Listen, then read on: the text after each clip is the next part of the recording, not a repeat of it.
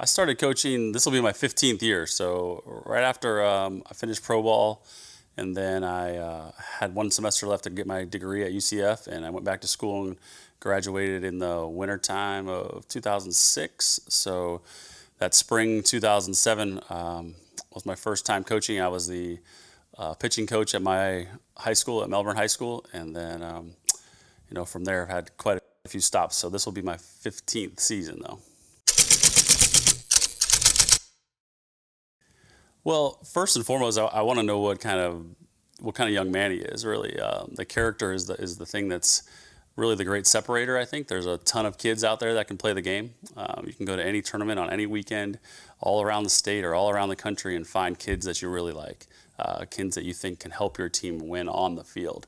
And then from there, it really becomes a lot of research, talking to their coach and their high school coaches and people that know them, and trying to get to know the young man and his family, and really trying to figure out if he's the right fit for our program. And the right fit for us is a kid that is going to be low maintenance in the classroom, can understand what needs to be done there, is going to play with an incredible passion and intensity, always playing hard, and being a good teammate. And those things are not always easy to find and recruit. The easy things to find and recruit are guys that throw hard and guys that hit bombs.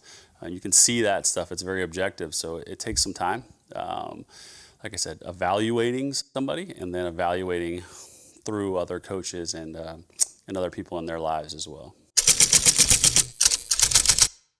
I think it's kind of what I've always known I was going to do was to teach and coach. I've always kind of had the mentality that I wanted to really do something that could make a difference. As cliche as that sounds, I wanted to impact others, and using the gifts that I've been given, which were the gifts to play this game and to communicate with young people. So it was kind of a no-brainer, honestly, to do that and coach and teach. And baseball's been really the only job I've ever had. So I've been very fortunate with that and getting to do that for many years now. And I can't imagine really doing anything else.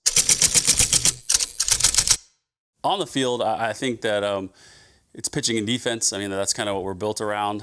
The field plays big here at Eastern Florida, and it's always been a pitching school for very many many years, long before I was here. When I was a kid, that was kind of the reputation of the school, and it remains the same today. So you want to recruit around what your home field is like to some degree, but I also think that if you build a team around pitching and defense, those are the two aspects of the game that really don't slump. You can have a great offensive team, and you can get beat any night by a good pitcher. So if we can do those two things, I think that we're headed in the right direction almost every single night. And then really, what kind of team do you want? You want a team that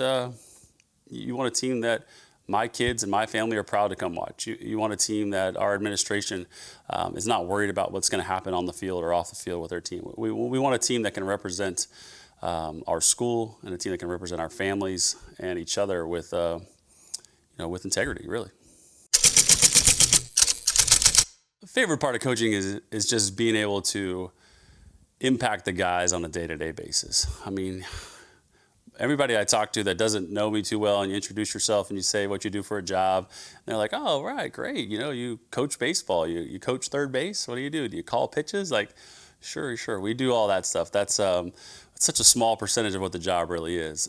The job is the office doors open, and kids are coming in and out at all times of the day with all different kinds of issues, all different kinds of problems, all different kinds of questions. And I joke around telling people that I should have had a psychology degree. That's really what the job is. But it's also my favorite part, is getting to know the kids on a personal level, and try to get alongside of those guys and help them through a really pivotal part of their lives. I tell them you have to come see it to believe it, right? You got to come see what's happening here, see the facilities, and see how much things are trending in the direction of growth and expansion, how much the administration does care about sports here, and the investment that they're making into our students and our student athletes and our facilities. It's an awesome place to work. The group of coaches here that works alongside of me is is awesome. I can call those guys or ladies at any time, and if I have a question, they're going to have an answer for me. Working for Coach Carr, I mean, he's so easy to work for, and he really does a good job of letting you do your job, and that's something that I really appreciate. But growing up here in this town and seeing what it's become over the last 30, 40 years is pretty darn cool. Not many college coaches get the opportunity to coach in college in their hometown. So I know I'm very lucky for that.